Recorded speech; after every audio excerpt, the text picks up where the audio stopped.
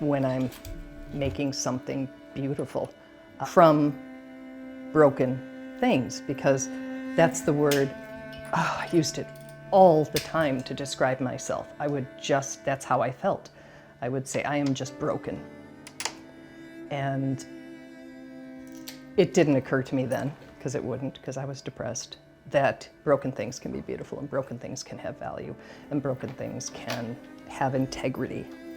Hi, I am Terry McGuire, a Milwaukee native.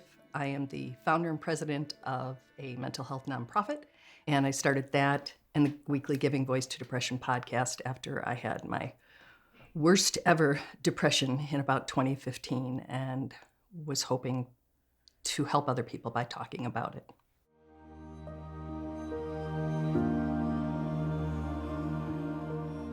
When do you feel now you first had symptoms of depression? I think as a child, I think preteen, definitely in my teens. I think those are very hard years for a lot of people, and I fit right in that category.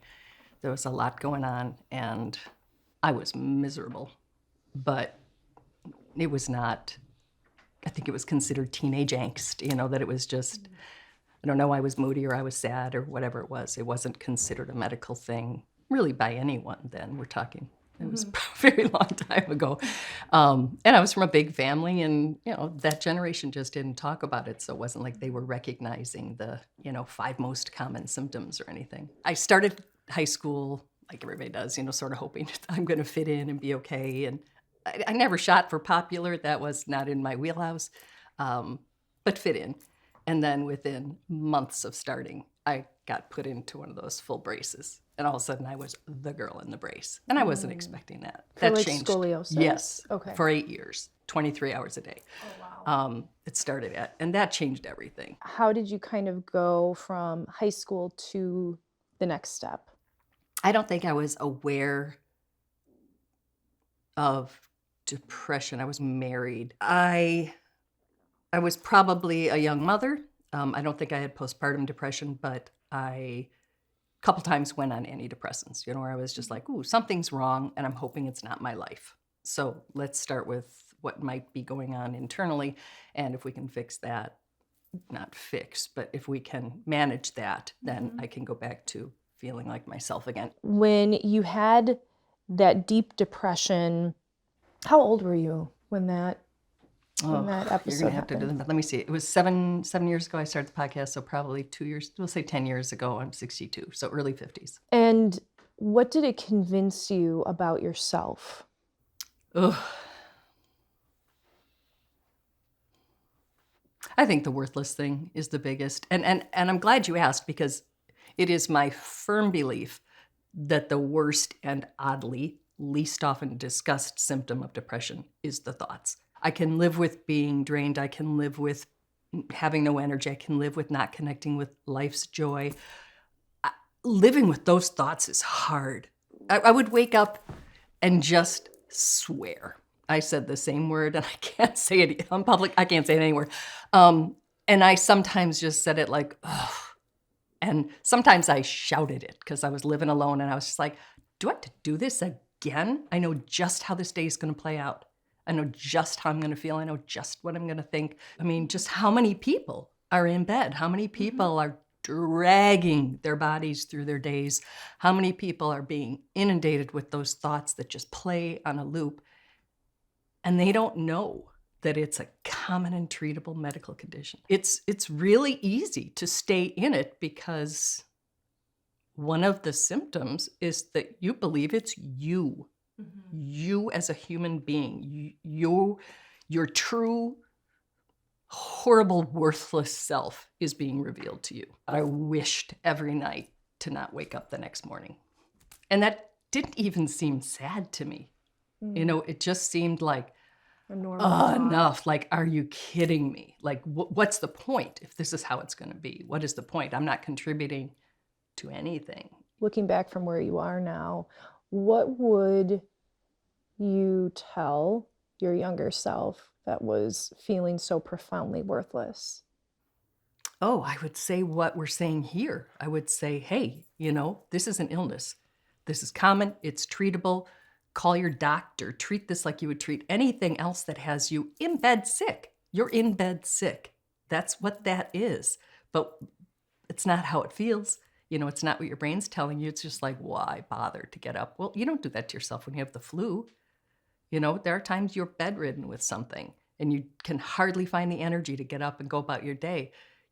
Again, you don't take that on as proof that you're a worthless human being. You take it on as proof that you're sick.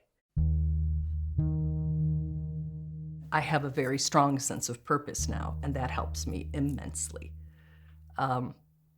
And it lets me know that I have worth too. Now, that's external. Do I know it just internally? I do. I have 2 children I love more than life itself. I don't have any issues with myself. It's not like, oh, I'm a bad person, or I should be this, or should be that, or I should be earning this, or I should have this kind of house. I don't do that to myself. I am comfortable with who I am. This is a person who tries. This is a person who is good. This is a person who is kind. This is a person who has, principles and lives by them.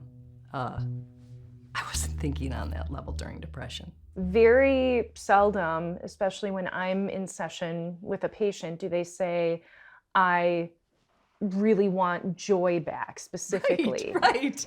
Joy? Yeah. Like joy isn't even in the room with us at that point.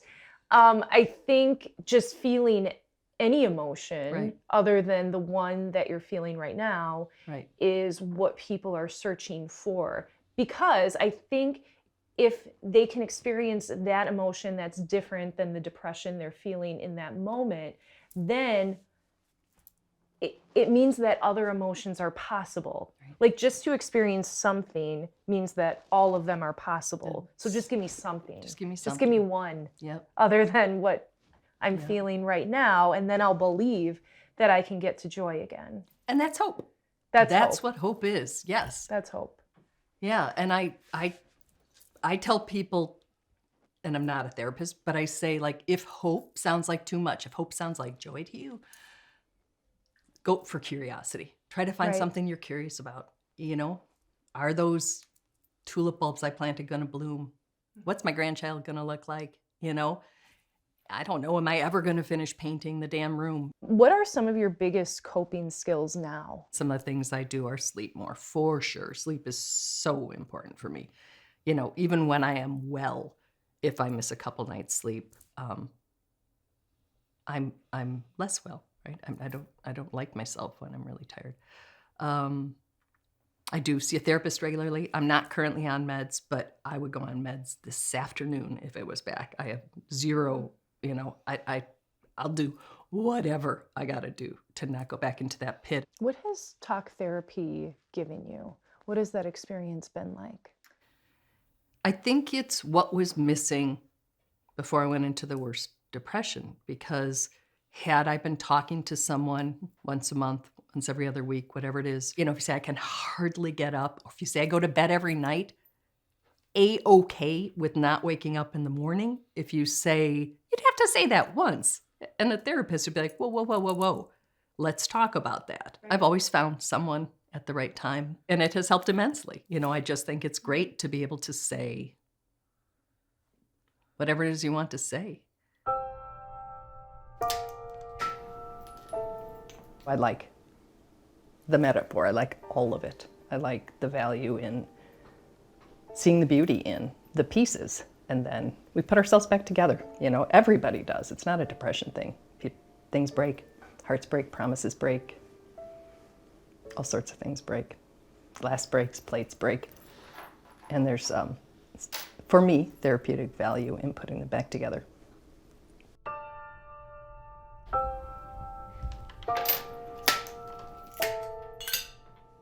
I think that it is one of my mental health management tools, because I have to think just enough that I don't cut myself. I have to think just enough that there's some balance in the colors. It's not taxing, so I'm not stressed out by it. It must be what knitting or something is like.